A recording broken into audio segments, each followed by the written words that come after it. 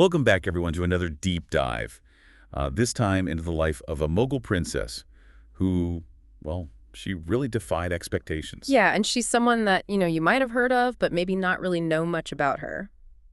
Jahanara Begum. Jahanara Begum. I love saying that name, Jahanara Begum. It's a great name. It rolls right off the tongue. Yeah, it does.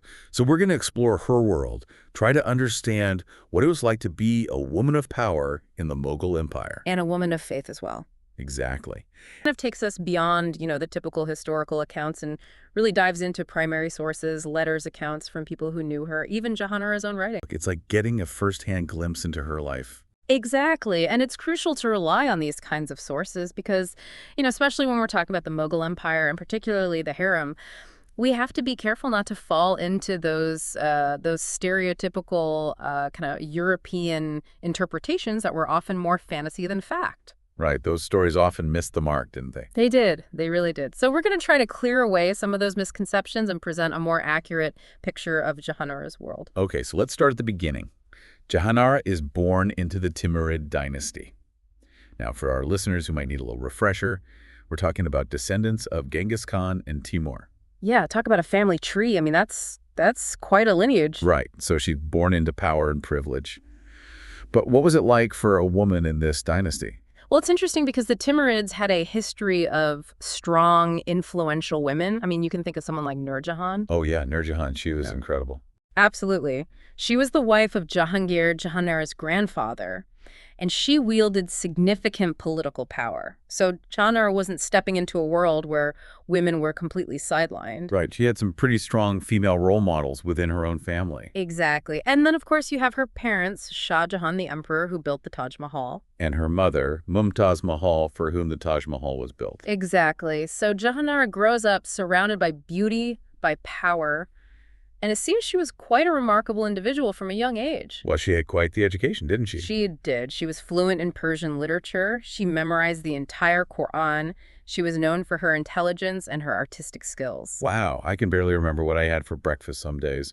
So clearly she was destined for a life of influence. But then at just 17 years old, things take a dramatic turn. Yeah, her mother passes away and Jahanara becomes the Padshah Begum. Okay, so Padshah Begum, for our listeners who might not be familiar with Mughal courtly titles, what does that actually mean? Essentially, she becomes the chief of the harem. The harem. Now, I know what some of our listeners might be thinking, but can you set the record straight about what the harem actually was? Right. It wasn't this, den of exoticism and intrigue that you often see portrayed in movies. It was actually a very structured, organized world. Like a mini society within the palace. Exactly. And within that society, women held a good deal of power. So not just, sitting around sipping tea and gossiping all day. Not at all. No. The Padshah Begum, she had real responsibilities. She managed the affairs of the harem, which meant finances, resolving disputes, even advising the emperor on matters of state. Wow. So at 17, she's essentially running a mini-kingdom within the Mughal court. And that tells you a lot about the capabilities of women in the Mughal Empire. She really stepped into this role with confidence and used it to exert her influence not just within the harem, but also in the wider political sphere. All right, so we have this powerful young woman at the heart of the Mughal Empire. Now, let's talk about her siblings, because family dynamics, they always add an interesting layer to the story. She was known to be especially close to her brother, Darshiko, right? When we get these personal glimpses into history, it makes it so much more real. It does, and you can see from these letters that they weren't just siblings. They were intellectual companions, sharing a love for knowledge, for poetry, and for Sufism. Ah, yes. Yeah. Sufism, we'll definitely have to unpack that later. But first, let's talk about the other brother in the picture, Aurangzeb, who ultimately becomes emperor. Now, this must have been a tricky situation for Jahanara, especially during the War of Succession. Absolutely. She supported Darshiko, but she also maintained a relationship with Aurangzeb even after he imprisoned their father. So she's walking this very delicate tightrope, trying to keep the family together in the midst of political turmoil. Exactly. And what's so fascinating is that we see this different side of her in her letters to Aurangzeb. They're very respectful, even though she was clearly on Dara's side. She continues to correspond with Aurangzeb even after he takes the throne. So it seems like she's trying to be a peacemaker, a bridge between these warring factions of the family. Yeah. And I think it speaks to her deep sense of responsibility to the dynasty. She understood that these internal divisions, they could weaken the empire, and she tried to mitigate that damage even when it was personally difficult for her. It really makes you wonder what was going through her mind, doesn't it? What kind of internal conflicts was she grappling with? Absolutely. I mean, here she is, this young woman caught in the middle of a power struggle, trying to balance her own ambitions with her loyalty to her family and to the empire itself. All right, so we've covered Jahanara's powerful role, her delicate dance with her brothers. But there's another layer to her story that we can't ignore. And that's the rumors of her love affairs. Hmm. Nasornia addresses this head-on in her Men Like the Dancer Dolera and the Rajput Prince Rao Rajachatrasolhada of Bundi. So let's dive into that a little bit. Why was marriage such a tricky issue for a Mughal princess, especially one as powerful as the Pacha Begum? Well, you have to remember that marriage for a Mughal princess, it wasn't forbidden, but it was definitely a complicated matter. Complicated how? Why couldn't she just marry whoever she wanted? Well, especially for the Pacha Begum, marriage could be seen as a threat to the dynasty. Imagine if she married someone of lower rank, and then that husband, he tries to use his position to challenge the emperor. Right. It could create all sorts of problems. Exactly. And then there's the fact that Shah Jahan, he had eliminated most of his male relatives in his own rise to power. So there weren't that many suitable candidates within the family, which was the preferred practice for, consolidating power. So even if Jahanara had feelings for these men, it's possible that she chose to prioritize her role in the empire over her personal desires. That's definitely a possibility. And it's a tension that many powerful women throughout history have faced. This idea of duty versus desire. Right. It's a classic dilemma, isn't it? It is. And she doesn't present Jahanara as simply a victim of circumstance, but as a woman making strategic choices within a system that, while restrictive, also gave her a platform for remarkable influence. So we've seen this really complex picture of Jahanara as a woman navigating the Mughal court. Yeah. But her influence went way beyond the palace walls, didn't it? I mean, she was a builder. She shaped the landscape of the empire with these amazing architectural projects like the Chandni Chowk marketplace in Delhi. Oh, yeah, Chandni Chowk's still bustling today. I know. Have you been? I have. It's incredible to think that, centuries ago, Jahanara envisioned this space, this thriving center of commerce and community, and she made it happen. For a woman in those times to have that kind of vision and then to actually bring it to life, it's pretty remarkable. Absolutely. It speaks to her ambition, her influence. And it wasn't just Chandni Chowk. She was also involved in the construction of the Jama Masjid in Agra, one of India's grandest mosques. So she's leaving her mark on the physical landscape of the empire. Also reveals this other dimension to Jahanara, a more personal one. Right. Remember her interest in Sufism that we talked about? Well, she wasn't just a casual observer. She was a devout follower, and she even wrote 2 books on the subject, Risala-e Sahibiyya and Munis al-Arwa. Wow. So she's not just a princess and a powerful figure in the court. She's also a scholar and a spiritual seeker. Exactly. And Saranya draws extensively from these writings, giving us this really intimate glimpse into Jahanara's spiritual journey and the Qadri order of Sufism that she followed. Okay, so for our listeners who might not be familiar with Sufism, can you give us a little Sufism 101? What are the core principles and why do you think it resonated so deeply with Jahanara? Sure, Sufism. It's a mystical branch of Islam that emphasizes this direct personal experience of the divine.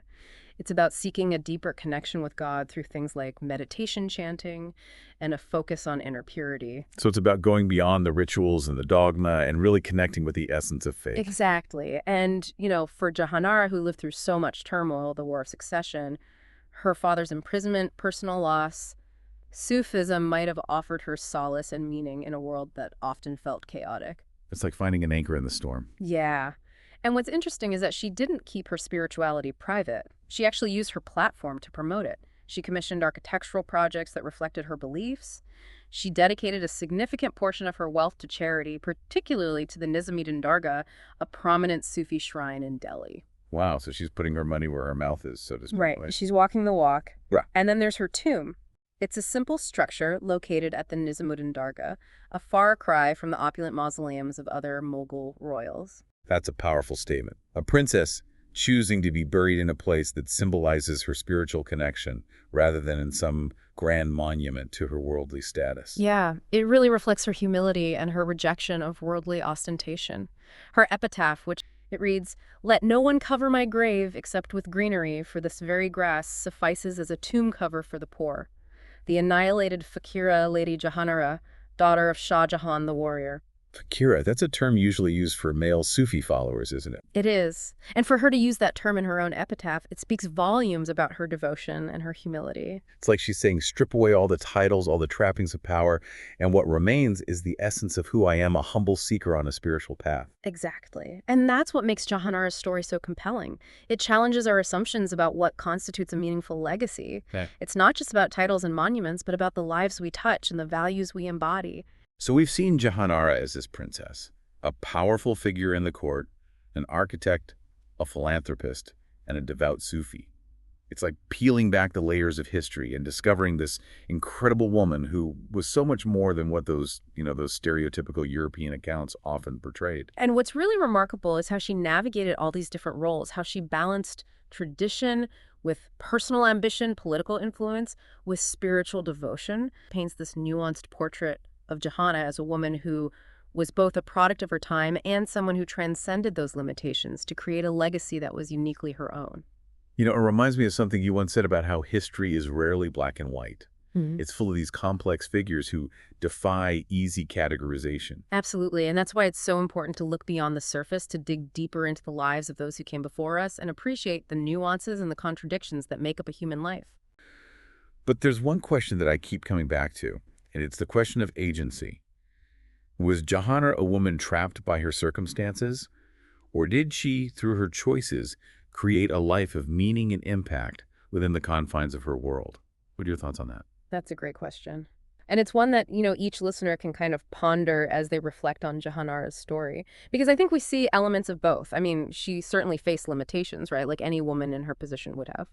But she also exercised agency. You can see it in the decisions that she made, decisions that really aligned with her values and priorities. Right. It's like she was constantly adapting, evolving, figuring out how to make the most of her situation. Yeah. She went from being this beloved daughter to the Pacha Begum to a mediator during this incredibly brutal war of succession, and then to a spiritual guide and advisor to her brother, the emperor. I mean, that's a lot of change for one lifetime. It is. And through it all, she managed to maintain this sense of grace and dignity and really unwavering loyalty to her family and to her faith. It's really inspiring. Yeah. It's the reminder that even when things feel chaotic and uncertain, we still have the power to choose how we respond, how we shape our own narratives, how we impact the world around us. Absolutely. And Jahanara's story, it's a great reminder that history, it's full of these complex figures, individuals who just defy easy categorization. Right. It's not always a simple heroes and villains narrative. Exactly. And that's why it's so important to dig deeper, to go beyond the surface and appreciate the nuances, the contradictions that make up a human life.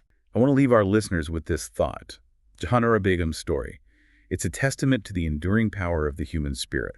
It's a story of resilience and adaptability, and this unwavering pursuit of meaning and purpose, even in a world that often seems determined to throw obstacles in our way. It's a story that challenges us to question assumptions, to challenge stereotypes, to embrace the complexities of history.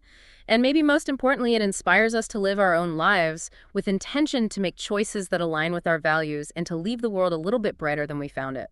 Beautifully said. Well, on that note, we'll leave you to continue exploring the fascinating life of Jahanara Begum. Until next time, keep diving deep, keep asking questions, and keep seeking out those hidden gems of history. Because there's always more to discover.